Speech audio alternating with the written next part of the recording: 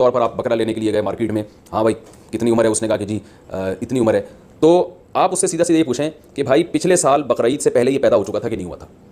अगर पिछले साल बकरीद से पहले पैदा हो चुका था तो इस साल बकरीद में उसकी कुर्बानी जायज़ है। बल्कि पिछले साल अगर बकरीद वाले दिन पैदा हुआ था तो इस साल बकरीद वाले दिन जब वो टाइम गुजरेगा तो उस टाइम में भी इसकी कुर्बानी जायज़ हो जाएगी, क्योंकि पूरा साल इस्लामी साल गुजर चुका है। दांतों का एतबार नहीं है, याद रखें। लोग दांत को ज़्यादा फोकस कर रहे थे, 2 दांत है कि 4 दांत है कि खीरा है, तो दांत का एतबार नहीं है। असल हुक्म है जानवर की उम्र का, कि गाय 2 साल हो, और 2 साल में याद रखें दांत पूरे, जो माहिरीन है ना, जो